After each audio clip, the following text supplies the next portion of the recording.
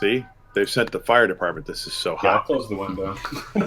All right, welcome everybody back to Blades in the Dark Blades in the dark. for the first official episode where we're going to be doing our first score, hopefully. We'll see how it works out. We're all kind of learning together here. Money. So, last session we created our cast and crew. We have David as Rind. He is our Hound, Scotlander officer. And we have Ted as Audric Michter, current actor, right? I was going to say former actor, but former Carney and current. The world is a stage, darling. Yes. Akarosi. And we have Chris as Clinch, our resident Dr. Physiker, and Dr. Leech. Tubes. And you guys have decided to play hawkers that are concentrating on arcane wares of one way, shape, form, or another. Correct? That's right. Correct. Okay. So currently, you guys, your territory is a little slice of heaven in the night market near a bridge that leads to Coleridge. It's centered around the reason you have the territory is because you are centered around the social club known as the Vale, which has very lax policies regarding illicit trade and strange goings on there. So it's a prime place to sell your goods. Meanwhile, your actual lair is all the way across town in the red light district known as Silk Shore. Specifically, you guys are in the neighborhood of Fogcrest, which is sort of a kind of rolling hills with a lot of starving artists and students and philosophers and things of that nature. And you guys have set up shop in the back of an apothecary where Clinch actually does a little bit of a side business fixing up folks. Okay. So, what we're going to do here is, as we play through it and we go through some of the rules, we'll have to kind of stop and explain how things work. But we'll just kind of roll with it as we come to it. So, right now, all of you are in the Gadok Rail Station, which is across the night market to the east. All right, this is the main terminal where the electroplasmic trains that crisscross the Empire and the Shattered Isles ends here at Duskfall, unloading all of the trade that comes in across the islands that can't be brought by boat.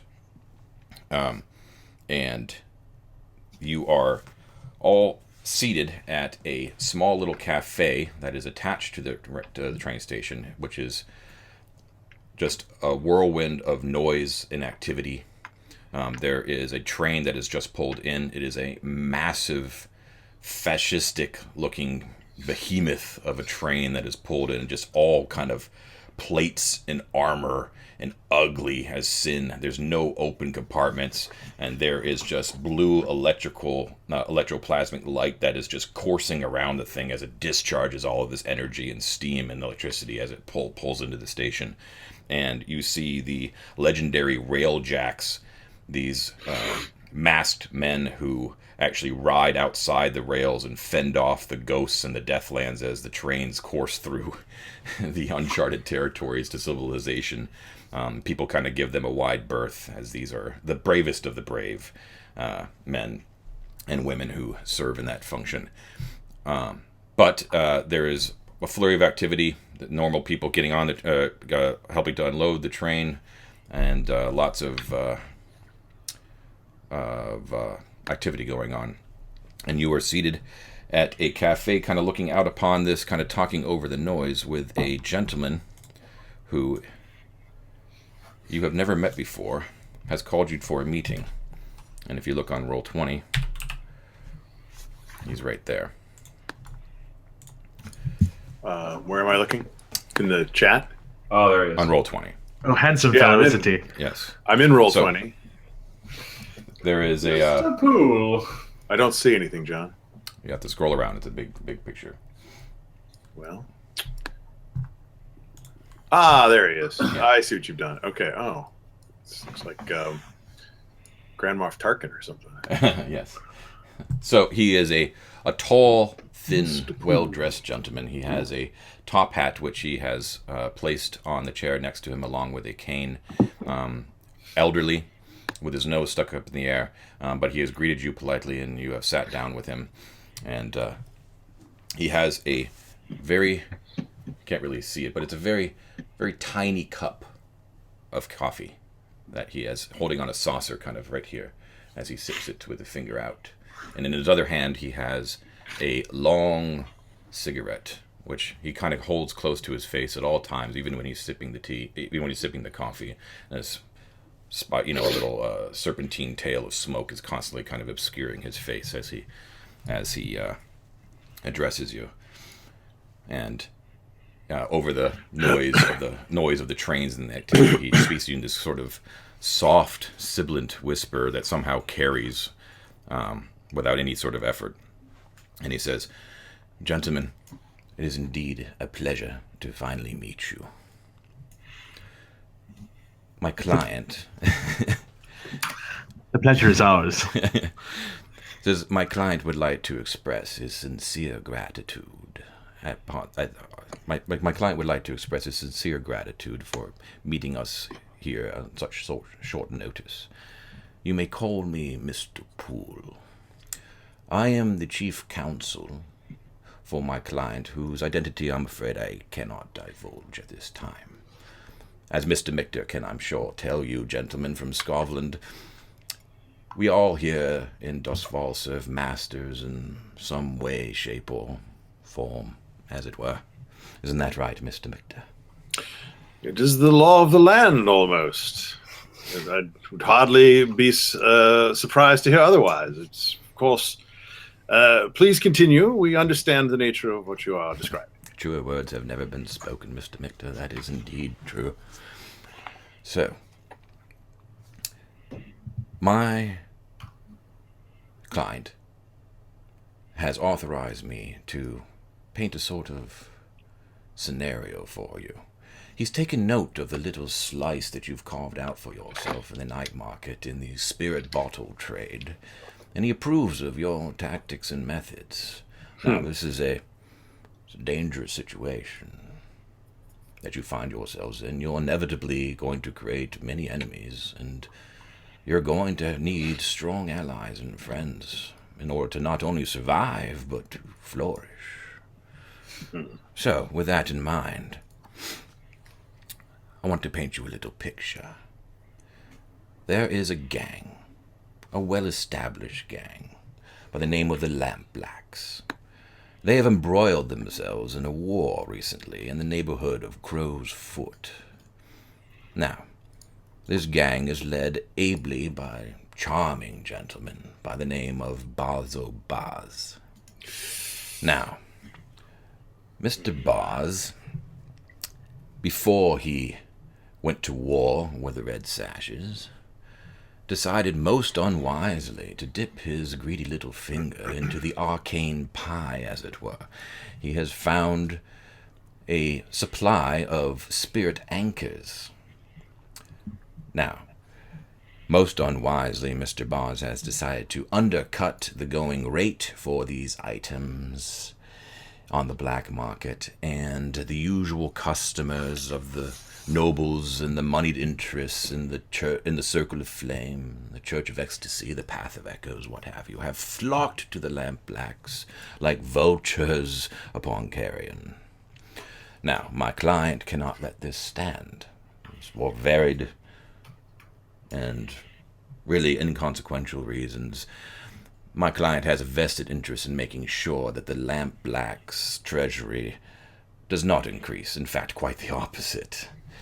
So, the proposal is this. You take the supply, and you run the Lampblacks off that territory, and you do so visibly and with much fanfare, so that everyone notices this little transition of power. Now, after that happens, the territory and the goods, the supply, is yours to do with as you will. You run the operation. In fact, you take all the profits. No kickbacks to my client are necessary. In return, my client will call upon a favor in the not-too-distant future, which I'm sure will be for your mutual benefit as well. So really, there's no reason for you not to take the job. You see, you will expand your territory, you will increase your reputation, and you will fill your coffers. And in addition, you will gain a very strong ally. So, what say you, gentlemen? What word should I take back to my client?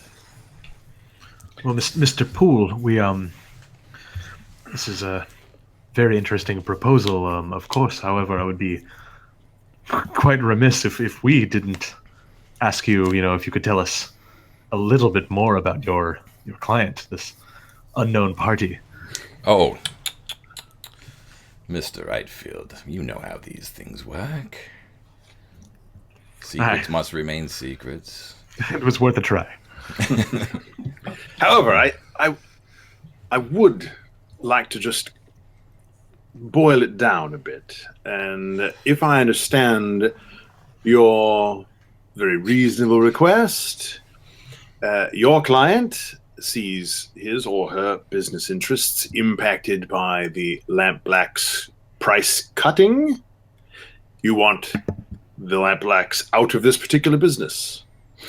And we are to acquire or otherwise divert their source so that they don't have a product to sell at below market rates.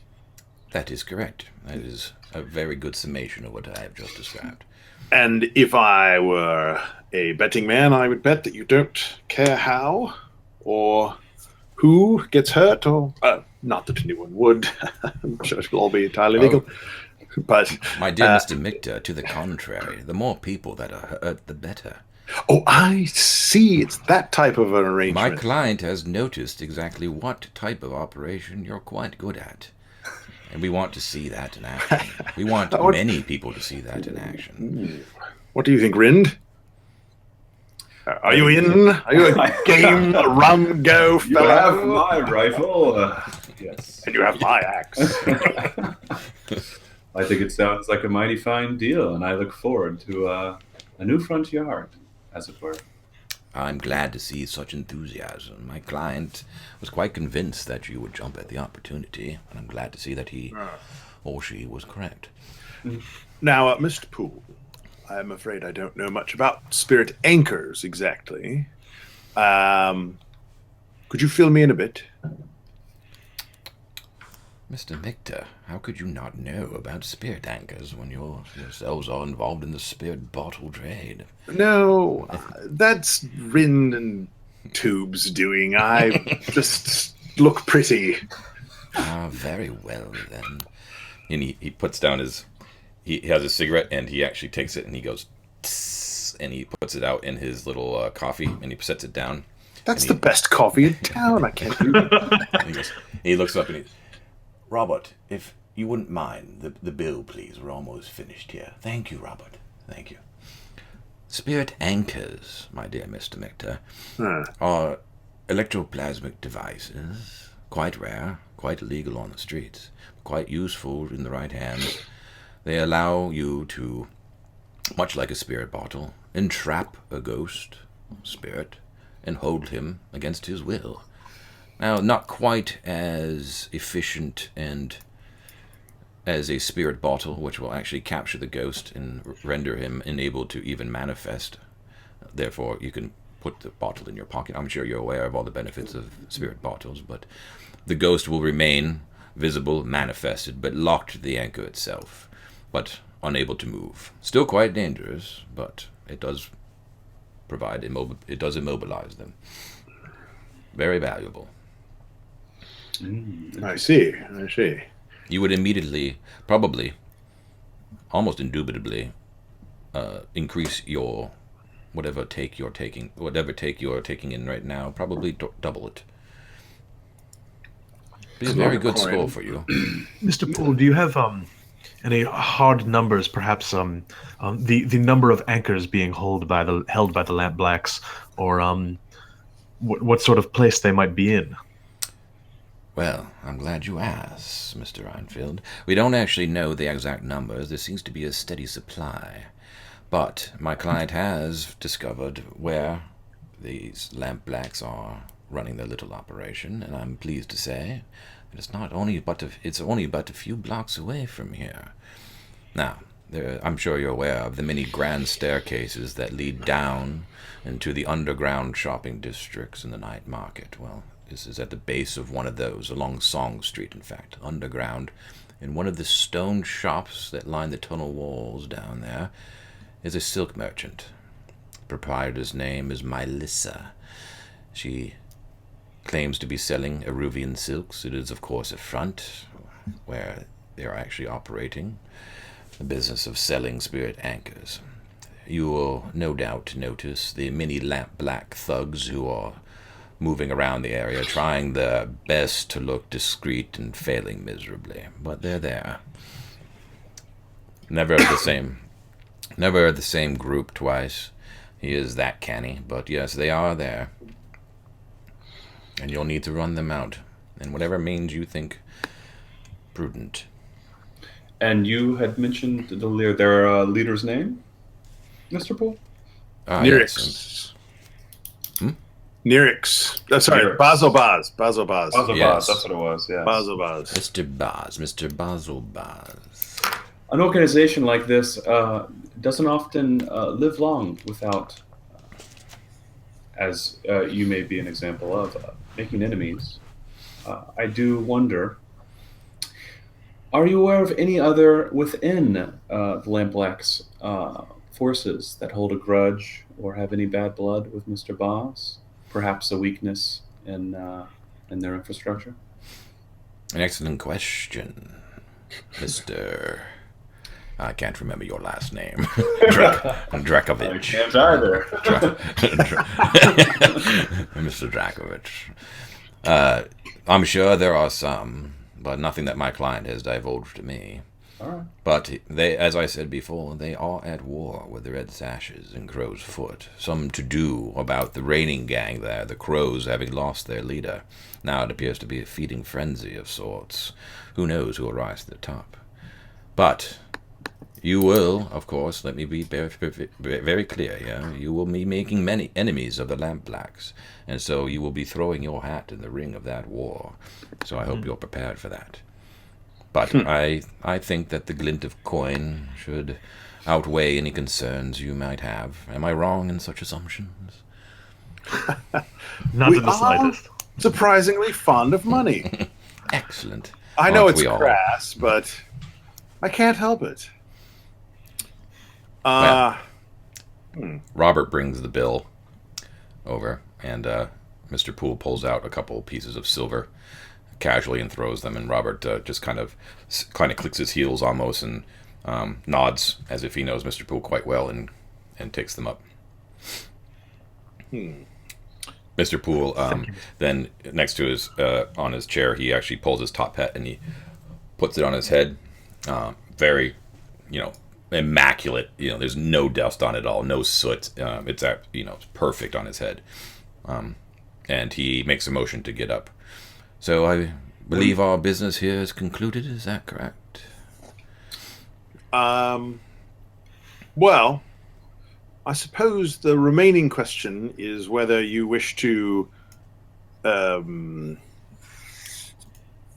debrief at some point, or whether you will simply see to it that you're aware of when we've completed what we're doing. Mr. Michter, Do we need to meet again, is what I'm getting at. You're a man of details and logistics, I can see already. Oh, have no fear, Mr. Michter. We will contact you when we see the job is done.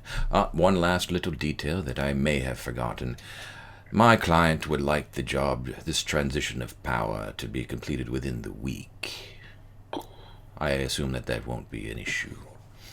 Very good day, gentlemen. Adieu. Please Thank you enjoy for the lovely pleasant coffee. evening. Of course, my pleasure. Robert, if you wouldn't mind, could you fetch a gondola for me? Thank you so much, Robert. Thank you. Good day, gentlemen.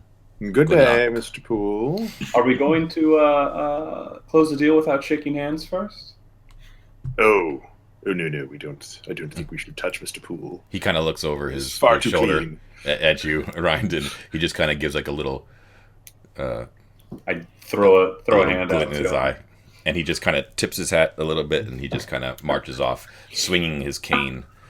As he, it basically looks like he has a rod, like straight up his ass, up his spine, as he's like ramrod straight, just kind of moseys off, and he like That's his clockwork, like the particular vice. moment he moves to like a canal entrance outside the station is like right when his gondola like pulls up, and he just kind of, without even breaking stride, just kind of marches down the steps and onto the gondola. As he kind of moves out of sight, Clinch leans and he's like, "Well, Mr. Poole rhymes with tool, but he may be an excellent leg up in this world for us." Or we should just move out of Doskwall right now, because I don't see how we're going to be able to take out the Lampblacks in a week. Holy smokes. Well, we don't have to destroy their gang entirely on our own. We just have to get the goods, as far as I understand it. Yes. I believe he wanted us to make a very, very public show of the entire ordeal, though. So. Well, I Yes. think So here's the deal. Yeah. So we get in the frame of mind of how this is going to go down. Okay, you are now have accepted the job, and this is obviously going to be your first score. We'll see how it goes down. Now you're, I'm sure you guys are all kind of aware of the assumptions of the game, but just for the audience and for just a refresher, you gotta. Your first instinct is going to be like, how do we go about this? Right. What kind of routes can we take? Who are we going to talk to? Like, now, it doesn't play like that, and it's going to take a little while for me and for you to kind of wrap our heads around that. Okay, so the deal is this: you know where the object of your score is. Okay, the supply is in that stone shop, underground, just a few streets away, down a huge... There are a number of these grand staircases in the night market. This is unique to the night market, where it leads down into a whole underground world, which is not a filthy world, relative to Dustfall. It's actually kind of a developed shopping district and nightclubs. The Vale is actually underground. Okay, there's these huge tunnels that kind of span underneath, underneath the night market. Okay, so in one of these mini shops is a stone shop where Mylissa sells these Arubian silks, which is supposed to be the front for the event. Okay, so you have to determine if you guys have your PDFs or your books out. Yep. On page 127, okay, is planning and engagement. You can choose one of six sort of plans about how to do this: assault, deception, stealth, occult, social, and transport. Okay. It is completely up to you. I have no say in it. Okay, and then you can see that there is a detail for each one of those, and all you have to tell me is what the detail is. Right. Then we jump into it, and any sort of obstacles that you need to overcome can be handled in the present as we go through them, or you can call in flashbacks, which is the way that we account for the planning that you have already done. Okay? Or not actually done, but imagine that we have done. That your characters have actually done. The characters did it Right. and didn't tell us about it. Right, exactly. Okay? So we'll see how it works out here. So we have a shop full of spirit anchors, and I guess we have to assume that, for the time being anyway, that either all or the majority of their supply is there, and they that if we can acquire that supply, they don't have ready access to more, or that we solve that as we play through the story. Is that right, John? There may be. yeah, you have no idea. We don't know. They know that there is supply being run out of there, and that's what they know. Right. But the task here is to not only take over the supply, but to run the Lampblack presence out of there. It's not to remove the Lampblacks as a gang. I mean, they're tier 2. Yeah. Their main thing is in Crow's Foot, which isn't even in this district. Like he said, they're just kind of dipping their finger into the arcane market, and this is the way that they're doing it. Right. And they're at war in Crow's Foot with a gang called the Red Sashes. That's correct. Yeah. Right. So I'm wondering if we can take advantage of. But Crow's Foot's their home base, right? Right. Yes. I'm wondering if we can do some kind of, I don't know if this would be like deception or possibly social, depending on how we go about it, but like getting the Red Sashes to come down and mess with them here. In the chaos, we slip in and get the stuff. But they want That was you, my first. the client wants you to. They want to make it clear that you are the ones doing it. That you make the show of force. Basically, they know what your strengths are, and they want to play to that. I see. for his own nefarious purposes, whatever the client's purposes are. Does our crew have a name? Do we have a name? No, Not but if you do get one, let me know because I need to call the show something. Well, I mean, in our crew type, we chose sort of a smash things up modus operandi, right? So, Yeah, show of force is your Okay. So, Oh, that's right. Yeah. so All right. So they've got their shop. It's Yeah. full of stuff. We can, but it's not their home turf. It's not their home turf. So and we have a name for the merchant. So we could either try to speak Mylissa? Mylissa, yes. M-Y. MY, yeah. so I don't think we're going to negotiate ourselves through because that's irrelevant. So we'd either have to assault or I got a plan. deceive. I got a plan. It's coming in my mind. It's forming. It's like it's very infant like now, but it's building. And I'm thinking, work with me here, darlings. The Lampblacks there, they're a bit dodgy looking, right? They're rough characters. They don't have good character. By and large. And by and large, I grant you. And there, in the night market, are respectable stalls selling respectable goods to respectable people of Doskvol. And here's these ruffians coming in, and perhaps a bit of the old righteous indignation. We rouse the neighbors to drive out these swine, and there we are on the barricades with the red flags, and the woman with one breast bare and leading the charge against these criminals and undesirable elements, and boot in a few times, and while then we're smashing up their faces and take all their stuff. So use the local crowds against them is what you're saying. Something like that, yes. A mob. A mob. Pitchforks and all. At which of the mob we are at the forefront in our righteousness and our good names of being fine citizens of a doctor and a person of the arts and a military man. Very respectful. So what are we talking about here? Don't overplan. Are you talking social or are you talking deception? I'm thinking this is a social thing, but I'm throwing it at the guys to see if they want to even try this out or if we have another idea. You just murder my baby infant plan. It's fine. I understand. Is it social? Is that social or deception? Technically, It sounds like deception to like me. we're to be honest tricking with you. people into attacking them. Yeah. I think social is more sly. I think either one, yes. Right. Well, look at the detail. The detail is either the method of deception or in social it'd be the social connection. Right. So And the other one is just a straight up like assault, where it's like I think the you've point- just, you've just given us a method of deception. right. It is a method of deception. The alternative to that in the social one is that each of us has a strength to apply to the situation. As I said, a doctor, a military man, a person of the arts. We can communicate and move about the other merchants of the area and play it that way. Or we can, we could just hire a mob, come to that, and just totally make the whole thing up. And that would be very much a deception scenario, I would think. But we don't have to do this plan. There are other ideas out there. That was the one that came into my mind.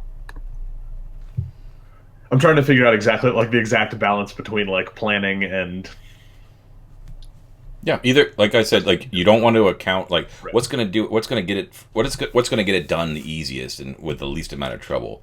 Just do whatever seemed really freaking cool. Okay.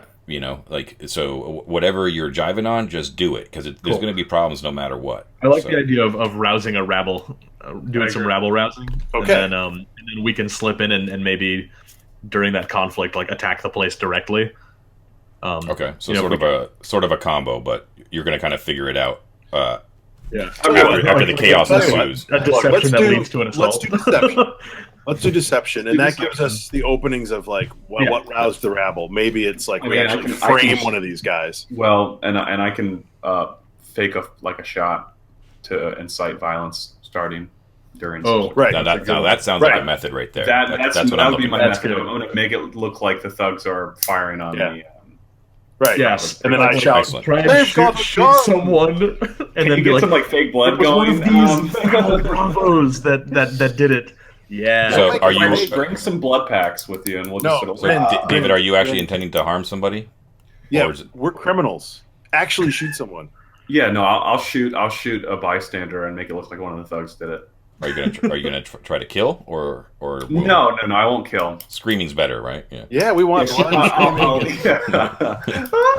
right, I love it. Okay. Although we could take the orphan angle. Oh, his children are orphaned. Oh, I'd have to find my mark once we get there, but that's a good.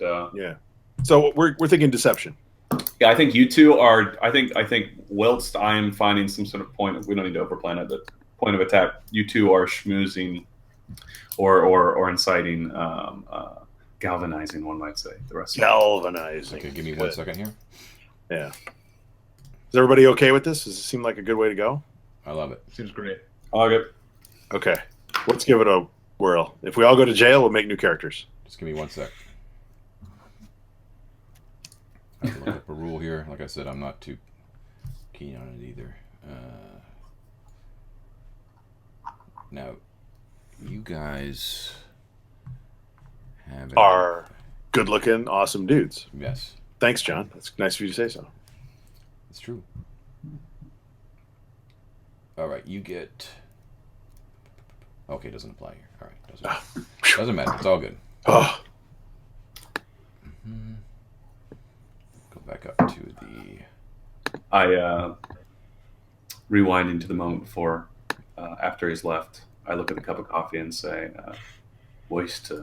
It's a waste of good coffee." And I just plug the cigarette. No, I just get the whole thing. And I just drink it, cigarette. No. 6 second rule.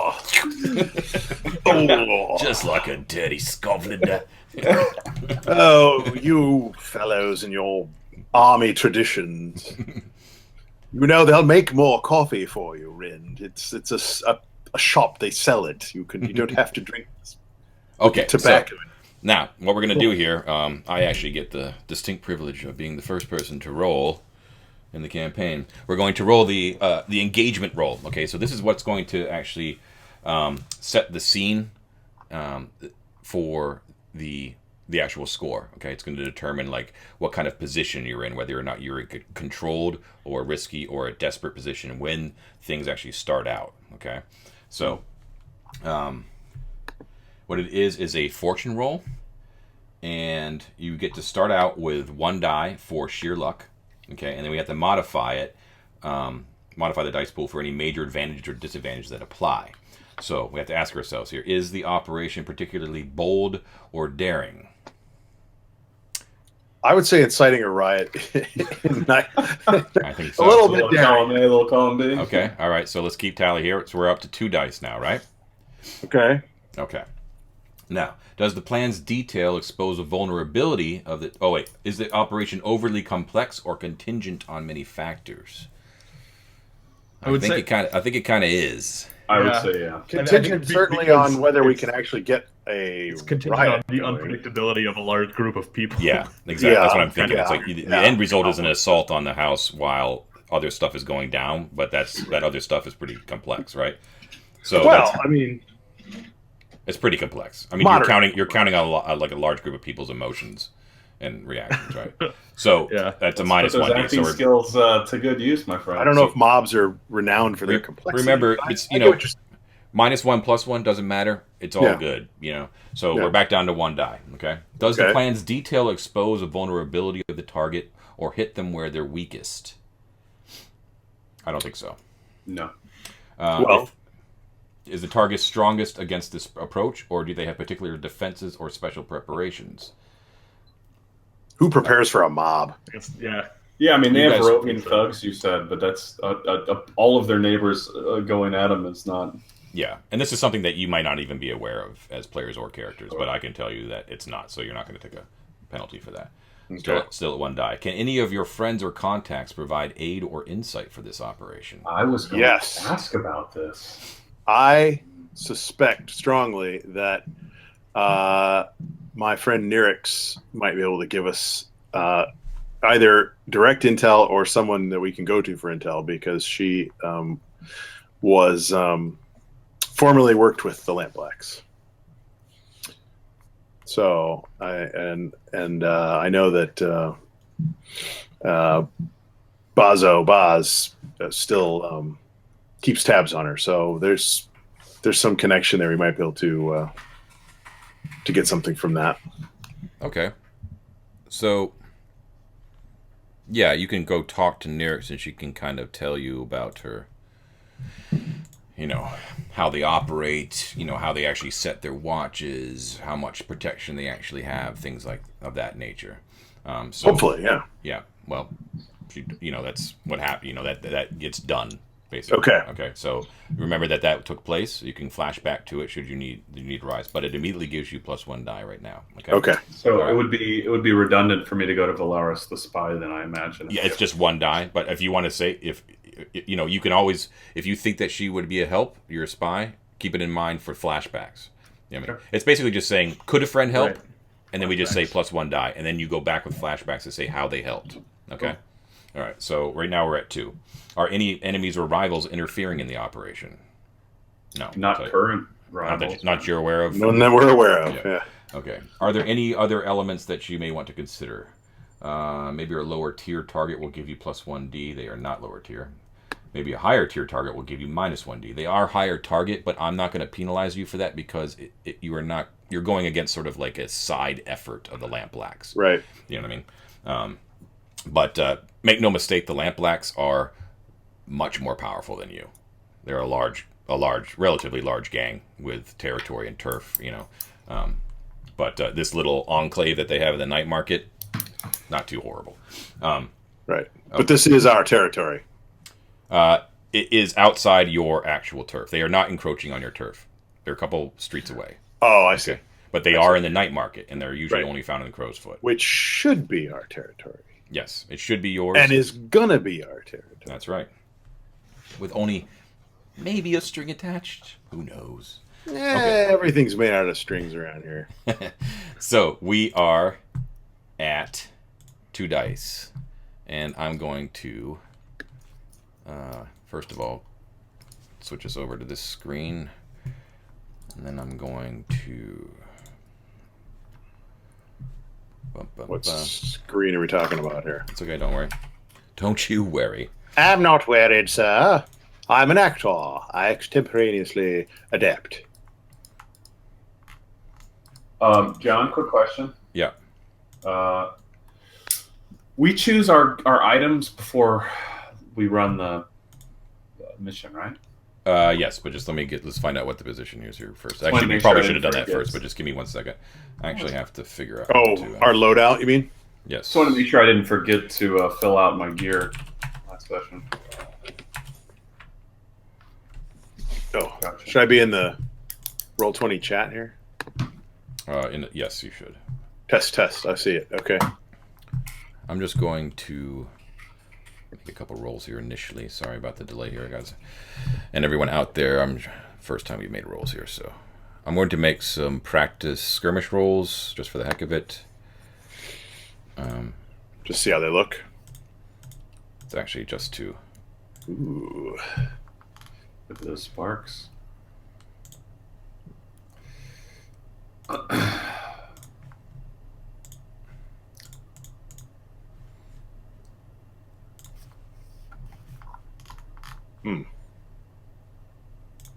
I'm just moving the page up so that certain information is not shown, if you catch my meaning. All right. Okay. Now, I'm just rolling off the Cutter playbook, but I'm going to roll a fortune thing here.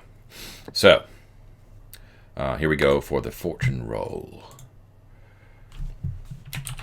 This is engagement. Number of dice is 2.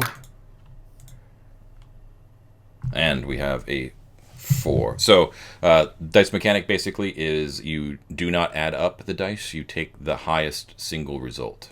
Okay, and that was what determines, all right? So, for the fortune roll, we got a 4, which is good.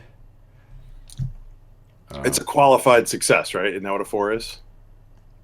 Usually, yes, but for it has special effects for the engagement roll. So if you look on page 129, 4 or 5 is a mixed result. You're in a risky position when the action starts. Cool. Okay. All right. So this was the engagement roll. As the engagement. This just determines that, like, when we open up our scene where the action is about to take place, this is sort of the scenario. This kind of gives me an idea of how things are shaping up as you enter in. Okay. Right. So just give me a second to just kind of think how this might go down here. So mixed results, a little risky position. Should we do gear before you describe the? Oh yes, gear. I'm sorry. Thank you. To us? Yeah. Sorry. I have a question. Yes. When you have. So, I know that you explained this to us the first time, but there's the items in gray, Mm-hmm. and then there are the items below that. Yes, the items below that. So those are the standard items. So okay. you have access to all of those items on the list, but you have to choose before we go in the score what your loadout is going to be. So right. All you have to do is choose a number. Right, but I'm just wondering, is there a difference between? Yeah, the white ones are common, and the gray ones are particular to. Oh, the gray ones are playbook specific. Yes. Yes. And then on mine in particular, I have a line, and then under that it says alchemicals. Yes. So you yeah. can hit that and expand it, and you have access to those, Clinch. Okay. All right, but no one else does. Okay, cool. So it says a bandolier slot is 1 bandolier, 1 loadout. I'm not sure. We'll have to look at this. Because each bandolier has like 3 uses. It looks like. Sorry. I can also just look in the book at that while you do your thing. Strap 1 across the body. Yeah, it can hold 3 alchemical agents. When you cool. employ an alchemical bomber from a bandolier, choose 1 from the list. Yeah. Yeah, and it is 1 load for a bandolier. Okay, cool. Okay. And then each of them has like 3 uses. Right. It looks like. Got it. Thank you. So, what you guys want to do though is choose a load. So, what are your loads going to be? Are you going to be light, heavy? And light is, you don't necessarily look like you're out to do trouble. Regular is kind of suspicious, and heavy is like you look like a dude who's about to go wreck stuff. Okay. That's right. Exactly. I mean, I'm gonna go light. What do you think, Rind? Um. Well, actually, before you answer that, so, and maybe John will need to answer this. So I'm looking at the list of supplies, and I see, for example, pistol. Are these are we talking like flintlocks? One shot? It's like, yeah, flintlock technology. You would know better than I, Ted, but... I mean, if we're talking like, early 1800s kind of, master and commander, we're talking flintlocks. We're talking 1880, we have, cartridge repeaters. It's more like that. Okay. All right. Okay. So I'm not done here, guys. The other thing is I see burglary gear and demolition tools. Yeah, I was about to. I'm thinking one of us should have burglary gear and somebody should have some demo stuff. I'll have burglary gear. Well, this is just a shop, so I can set it on fire with my alchemicals if need be. Well, hold on 1 second, because if I'm trying to find some sort of vantage point to get a stealthy shot on a person, I may need to do burglary tools to get through someone's house. Guys, let me interrupt because we're misunderstanding what's going on here. Okay, all you need to do is you just pick a number.